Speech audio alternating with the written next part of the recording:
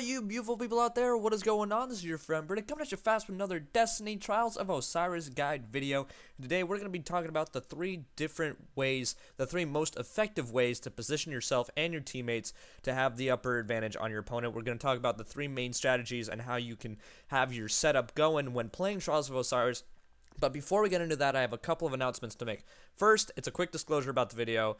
The video does glitch a little bit, okay? I'm going to give you guys a fair warning. There are parts where there's just like a second, right? A second just gets skipped.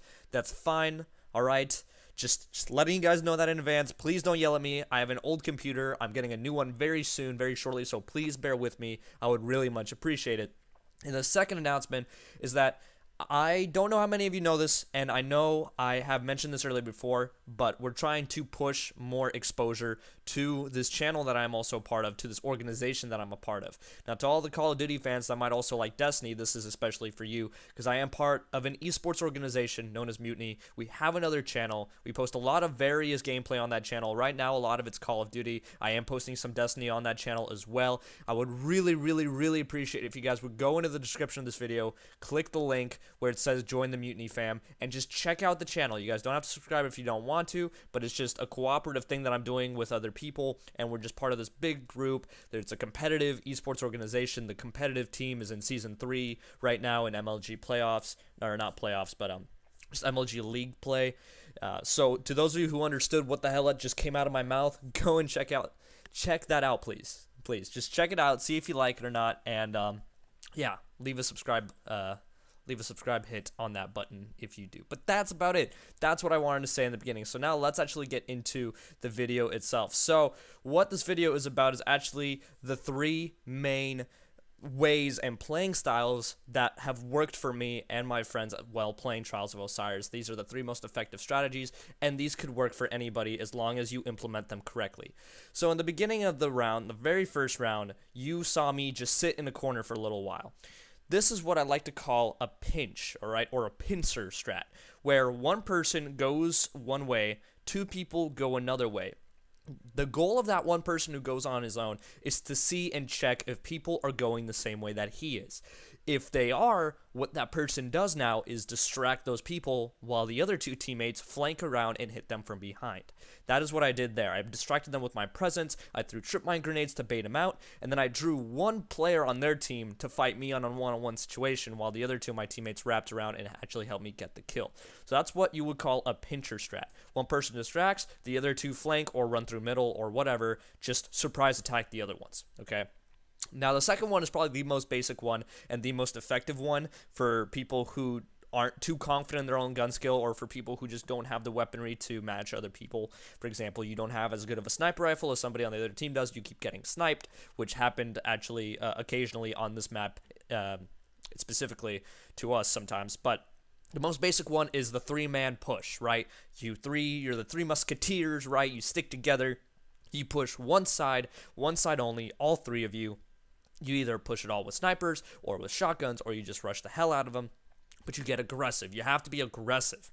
That is one super important thing about a lot of these strats, is that you need to be aggressive as well as strategic, okay? Just being strategic won't be enough. You need to be confident. Right there, all right? I challenged everybody I possibly could with a shotgun. I tried a 1v3. I was aggressive, but it just didn't end up working, unfortunately. But that's the kind of mentality you want to have, because if you're not aggressive, if you don't commit to your strategy, you're going to falter, you're not going to be confident enough, and you're not going to win your gunfights, and you're not going to pull through for your team, you're not going to win. So when you are doing the three-man push, nobody can wussy out. Everybody has to push together, all for one for all kind of mentality. Everybody has to go in. But again, don't just run in there like chickens without your heads. You got to coordinate, right? Somebody baits and switches, right? Somebody pulls out an enemy's attention, so that enemy breaks away from his team, and then your teammates pick off that one enemy who's all alone. Stuff like that. Just little intricate feeling, intricate things, intricate stuffs and thingies. And I punch him like a champion of the night and sexiness. But yeah, just three-man push. That's the second one. That's the most basic one. That's the one that most people like to use. And then the third one is what you would call playing for a pick. And now this is very popular on maps that employ sniper rifles, just like this one, just like the first map did. Just sniper rifles all around. This is what you would do when you're either on the defensive, or you're just trying to slow down the pace of the game, or you're just trying to work your way around the opponent's reckless rushes.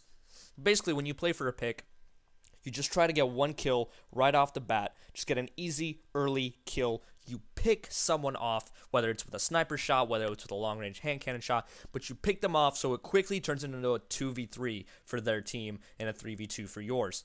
Now, the thing with trials is that it only takes about 4 seconds the first time somebody dies to get revived. Now, this is normal, and that person might get revived again. If that happens, then you just want to watch that orb. You want to watch their ghost, make sure once they do get revived, you either pick off the person who's trying to revive them, or pick that person off again who did just get revived. And yes, that person did eat my golden gun shot. I was very mad about that. He had an overshield on, which I did not know absorbed golden gun shots, but whatever. Screw you, Bungie. But yeah, playing for a pick is basically killing somebody, isolating them from their teammates, killing somebody, whether they're trying to cross over to the other side of the map or whatever. Usually watch the middle of the map with a sniper rifle, see if somebody crosses or not, and you can do what's called playing for a pick. Kill that person off instantly, and usually what happens afterwards is you just rush the hell out of that orb, because like I said, it only takes 4 seconds for the person to recharge. His teammates are probably going to go and try to revive him as soon as possible. So you and your teammates, right after you call out that you sniped him, you want to rush over there as fast as possible because you know that's where the enemy team's going to be now. So thank you guys so much for watching. Hopefully this was helpful. If it was, please drop a like, comment, subscribe, all that good stuff. And as always, make sure you all have a wonderful day.